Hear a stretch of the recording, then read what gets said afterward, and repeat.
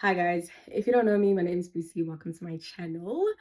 We're wrapping up Women's Month finally. Oh my gosh, this was so tough. This was a challenge, I won't even lie. We're wrapping up Women's Month, and to wrap up Women's Month, I'm going to talk about modesty and femininity. Yay! What they are, what they actually are. Because research is a very funny thing, because you then realize that a lot of the things that we have deemed to be modest and feminine have absolutely nothing to do with modesty and femininity. So in this video, that is what we're going to get into. What is modesty and what is femininity? So when it comes to modesty, in simple terms, modesty is your ability to read the room and behave accordingly. That's what modesty is. Modesty has to do with your character, it has to do with your dress code, it has to do with your language, and it has to do with those things in terms of knowing what characteristics belong in what rooms and what conversations, what language to use in what conversations, and what dress code to use in certain spaces and places around certain people. That's what modesty is. It is a act, it is a behavior of knowing when to behave like what, when to dress like what language to use when speaking to who. I think for the longest time, modesty was mainly centered around women, and it's like a certain way that women were supposed to behave that is deemed appropriate and stuff like that. And I think for the longest time, modesty was like kind of like demonized, because they whoever decided to paint modesty as this thing of shrinking. It's like shrinking a woman, like a woman is only, wow, the smaller she is. But to just use this woman to say a modest woman is someone who shrinks her personality, who shrinks her identity to make other people like uncomfortable, to make other people comfortable. I think that's where things went a bit south, because when you look at what modesty is, it's mostly tied to things like humility, meekness. It's this thing of knowing your full potential and your full strength and choosing to withhold that thing, understanding that not every room calls for you to walk in the fullness of whatever it is that you are, but sometimes you just have to scale it back and read the room and present yourself accordingly. It's like when you're talking to your elders, auntie, when you're talking to auntie, uncles, all those things, you know that you can twang a whole conversation. You know that you have kind regards English, but when you're talking to your family members, you're not going to use kind regards English, because you have to understand that you are going to meet them where they're at. Your strength is that, yes, you know Oxford words. Bona, when an Oxford dictionary, you are helping them co-write the Oxford dictionary, but you understand that even though your strength is that you're so fluent in English and you know every word in the Oxford dictionary, when you are talking to elders who did not grow up in an era where they learned Oxford dictionary, you're not gonna go and use that English to them. You have to now meet them at that level, understanding that, yes, my strength, my full potential is that I can speak Oxford English. However, when I'm addressing elders, when I'm addressing my elders or auntie nabo, uncle, all those people, I have to, hold back with my English. I have to come to a point where I use words that they can understand. It's like we all know that when you're speaking to like your relatives, your English, this English that I'm speaking with you guys, I'm not gonna go speak like this to my gran.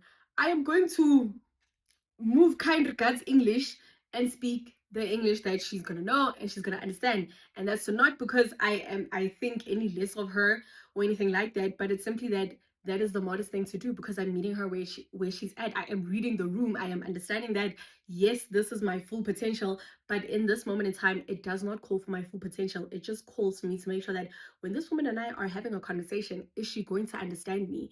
And for her to understand me, I unfortunately am not going to be able to use Oxford English. I have to come to where she's at and understand it's not about unleashing my full potential and showing my strength and how educated I am, but it's how do I now communicate to this lady in a way where she will understand what it is that I'm saying.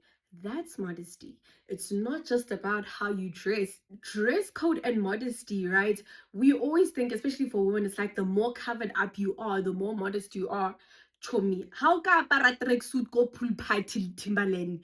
You will be so out of place, and that is you being immodest, because we're at a pool party. Why are you wearing a tracksuit? Why wearing coat? Why are you wearing a background? Why be coat? This is a pool party. This is a pool party. Dress accordingly, girl. We're in shorts. We're in maybe not crop tops, but short sleeves. When are you coming here in a coat? What is that supposed to do for us? Because we're at a pool party. We're at a pool party. Why are you wearing Timberlands at a pool party? That is you being immodest. Even though, yes, you're covered up from head to toe.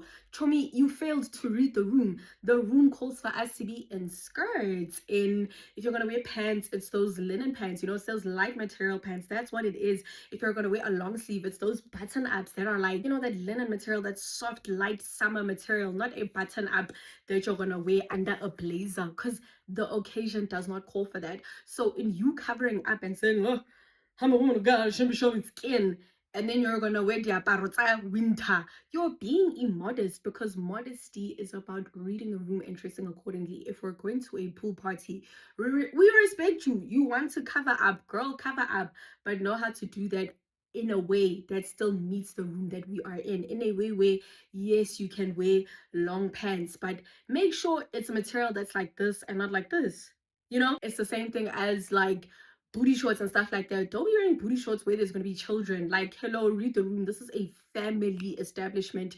Do not dress like you're going to the strip club in a family establishment, and do not get mad or want to call out families when they're saying that, hey, Cece, or an establishment chases you out because they're like, hi, girl, hi, guy. You are dressed inappropriately for this occasion.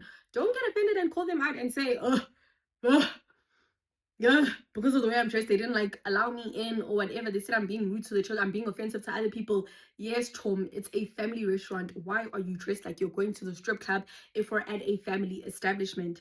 Read the room. How do you read the room? Babes, there's Google. Knowing how to dress. Number one, if there is a invite, on invite there's a theme. You go and Google what the theme is, or best yet, let's all make the unanimous decision. If you have not already started adding examples, attaching examples of things, like have a stylish mood board for your invite, especially if it's an occasion that actually matters. Have a mood board to say, when I'm saying whatever chic or smart casual, this is the smart casual I'm talking about, so that we know what is appropriate and what isn't appropriate. So when making invites, start attaching a style mood board to those invites to help your guest. But also, as the guest, go and ask the hostess, what do you mean by this, and the third? Because with black tie, like black tie is one of those things where your omong lomong has their own definition of it, right? Some people will understand black tie to be that we're coming in all black, but for some people, black tie means that, instead of wearing a short dress, you're a short evening dress, you're gonna wear a long gown. That's what black tie is. So things like that, go clarify with the people who are hosting. Ask questions. For you to read the room well, you need to ask questions, you need to be curious. So modesty is just about asking questions, asking the right questions, doing your research. If the reason for the occasion is that you and your friends, you want to catch up, you haven't seen each other in a long time, and then you're gonna go, and it's a large group of friends, let's not even say, because if it's like 2 3 friends, fine, but it's a large group of friends, you're not going to book this 2 month catch up dinner at a place where it's like the lighting is very dim. Like Luana, you can see that the lighting in this restaurant is super dim. They even have a table light there so that you can see your food, because they know that the around lights are very dim. You can't really see that well. And you can clearly tell that whoever designed this establishment, the heart behind it was that they want intimate, soft conversations. You're not going to go to a place like that when you haven't seen your home girls or your home boys in months, and it's time for you to catch up, because you're going to laugh, you're going to scream, there's going to be all these emotions that are going to come out of you. And unfortunately, that restaurant is not the place to do that, because even if you go there, you have to read the room and understand that, okay, here we're not laughing loud, we're not we're not being ourselves like to the maximum capacity. So therefore you understand that, okay, as much as we want to go to a restaurant, maybe one, let's look for restaurants where the loud noise is allowed, like your mama samba. You can go with your big group of girls to a mama samba because they've got music there. You can tell that it's a place that doesn't necessarily focus on intimacy, but it's about being with a group of people and this loudness and this joy, because they also play loud music, and it's just the whole vibe of it. The whole vibe of Mama Samba is like, let's be loud, let's laugh, express ourselves to the maximum capacity. You'd go to a restaurant like that over going to a restaurant where the lights are just dim, because where there is dimness, you just know that your conversations are supposed to be whispered. Kazala, it's not that they're supposed to be whispered, but like, you just know that you're not going to be able to rah, and be all loud and expressive and all those things. You can't do that. And it's not the establishment's fault, because they understand that with this establishment, this is what we want the establishment to be. This is the environment that we're creating, and it is one of intimacy. Therefore, when people walk in here, you're not going to be louder. You're not going to laugh with your hyena laugh. Your hyena laugh is for at home. It's not for when we're out and about, you know? So understanding things like that and not be quick to say on social media that, oh, the establishment was so rude. No, you didn't read the room and they kicked you out because you failed to adhere to what what the atmosphere calls for. Not every restaurant is a club. Not every restaurant is an opera. Not every restaurant is a mamba samba. There are some restaurants where they still care about the fact that this is supposed to be a small, intimate place. Not every restaurant is for adults and adults only. So you can't wear something that you'd wear to an adult and adult only restaurant. If there are kids there, chomi abara. Abara! There will be kids at the function. Don't be dressing up like there won't be kids at the function. You know, so that's on modesty. Because when you look at a lot of what the world deems as modesty, modesty is such a fluid thing, you know, because in one part of the world, modesty, not even one part, in most parts of the world, modesty has to do with your character and how you carry yourself and your social responsibility, understanding that I cannot behave however I want to in certain places. Certain rooms call for a specific set of behaviors, you know. That's what modesty is. And then we have femininity, where now femininity, for the longest time, not even for the longest time, fun fact, femininity, according to the Western world, we know, and this is the femininity that I learned and the femininity that a lot of women were taught, where femininity has to do with, again, the shrinking of a woman, not even the shrinking of a woman. It's basically presented in a way where women are so fragile, right? Where it's like a woman is weak, she is emotional, she is so passive, like it has to do, it sort of makes femininity to be like, it's such a fragile thing. And when you have women like me who are not those things, it then becomes a thing of, oh, so I am actually very masculine, because a lot of the things that are described to be feminine traits and characteristics, I don't carry those things. I'm not someone who thinks out of just emotionality and I'm so passive. I'm very rational. I'm very thoughtful. I think about things before I do them. So you'd find someone like me where I thought that, oh, I'm just a very masculine woman, you know? But come to find out, all those definitions of what femininity is was taken from a Western world view, which says that masculinity is like, they found out how to describe what masculinity is, and then they said a woman is the exact opposite of that.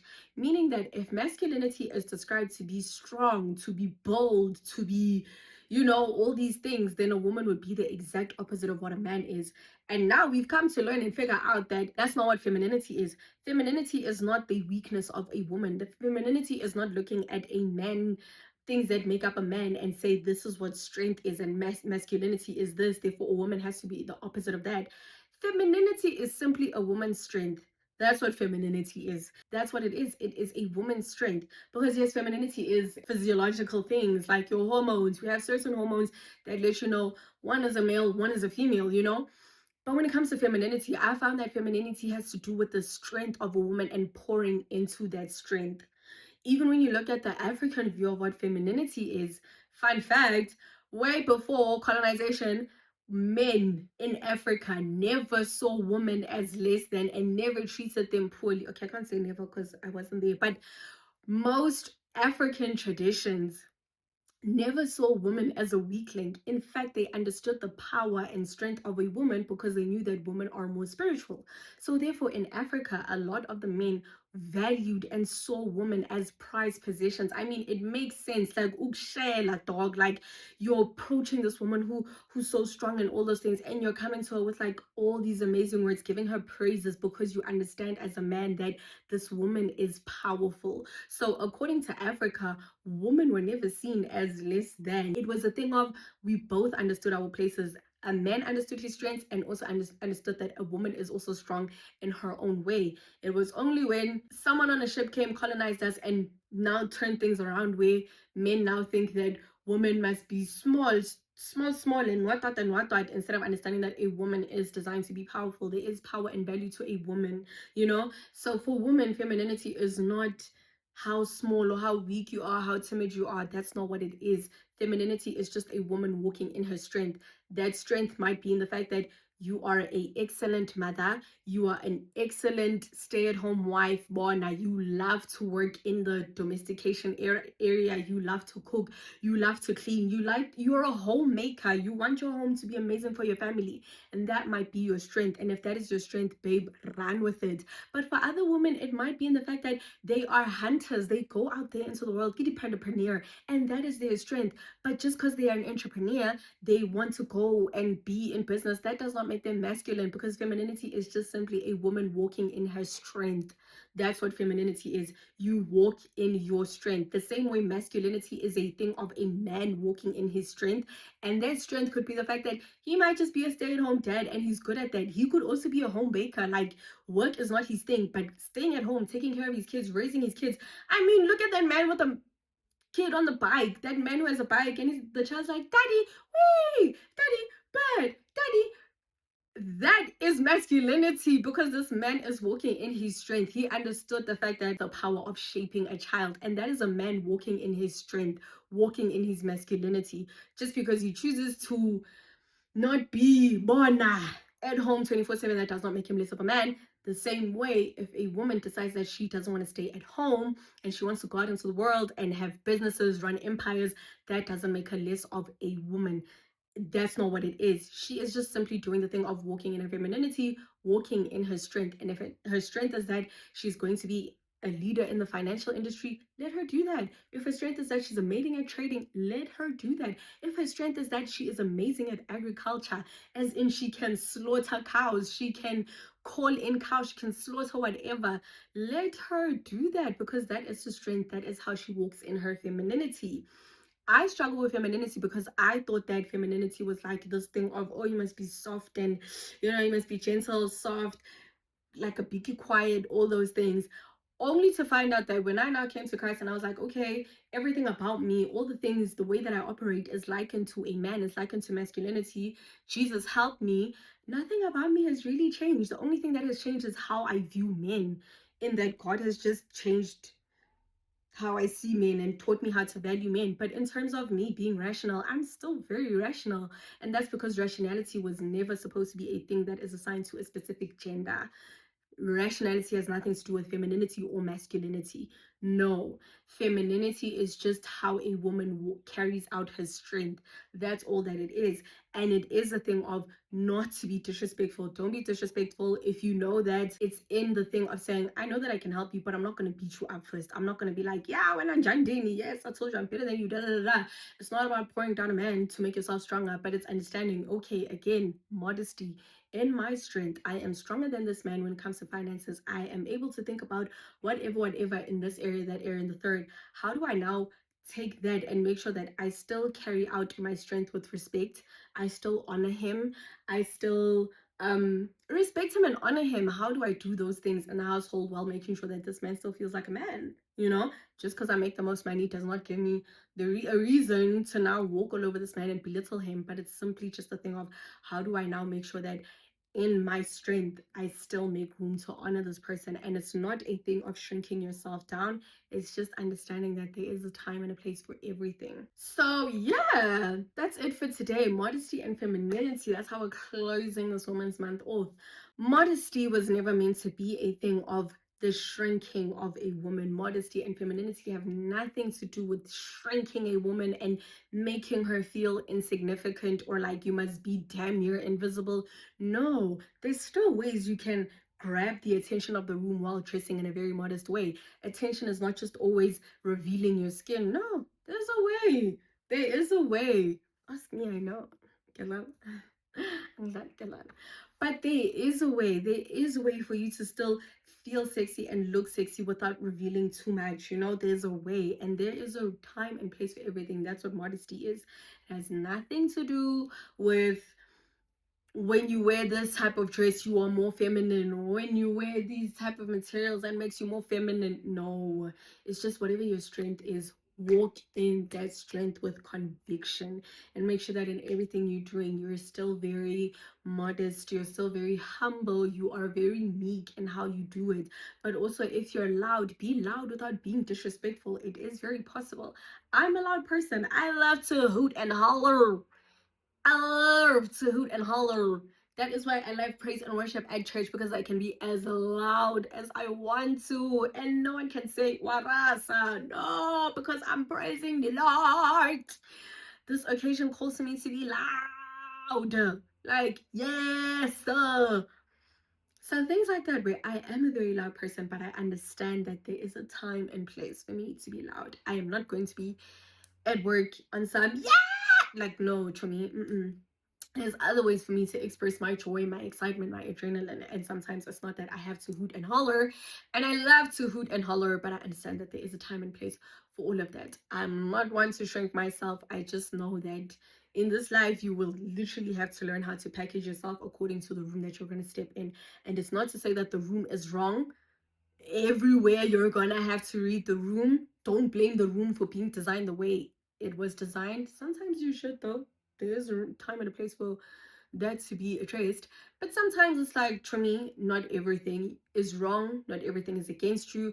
You just have to learn how to read the room and behave accordingly. This is church. Why are you wearing a miniskirt and a bra to church and then saying, oh my gosh, Christians are so judgmental? Because when I went into church, everyone was like looking at me like, huh? Of course we're gonna look at you like, how, sissy? Sisakabinla. Sasonto. This is a church. It's not a club.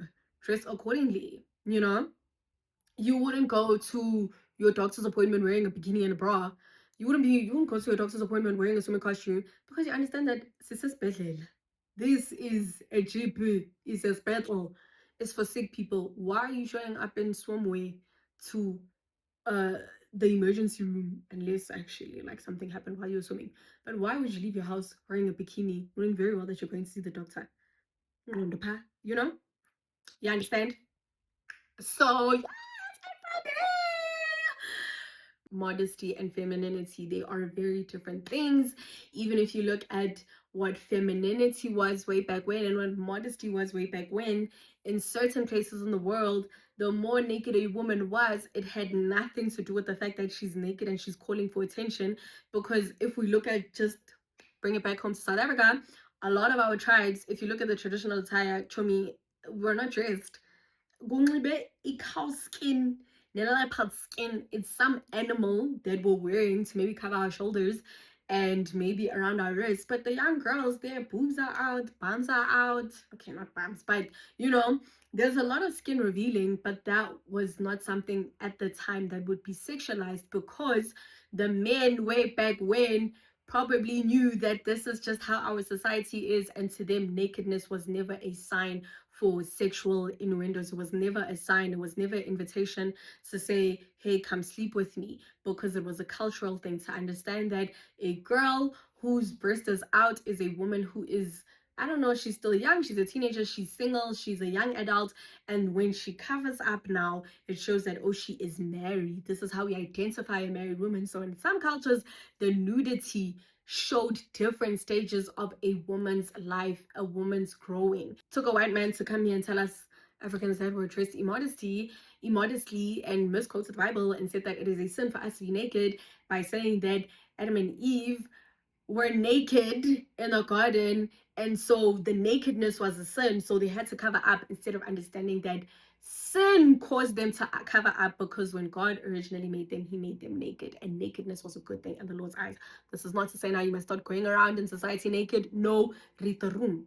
Back then it was a thing. If you look at literally the way most tribes wore, like most indigenous people, it was a lot of skin that was showing, and that was because even the men at the time, common sense that says that they never viewed nakedness as a sexual invitation. They never knew nakedness to be an invite for sexual temptation or invite for sexual desires and urges. It was just seen as a cultural thing, a way of identifying what stage a woman is in the world, in the cycle of life. That's what it was. That's what it was. And then some man came here and told us that it was wrong for us to dress that way, because he came with what is modern in his world, And now, because in his world, nudity was viewed as a sexual invitation, he now came here and said the whole nation is being immodest because they're all walking around nude, not understanding that his definition of what modesty is and the rest of the world is very different. So yeah, be great. That's it for me. And all I want for all of us is just to be great, conquer the world, respect people, respect men, respect your fellow sisters, respect your mothers, respect everybody. Let's just respect each other, love each other, keep the peace, fight for peace, not people. And that is it from me. Until the next time, you see my face on your screen. Bye.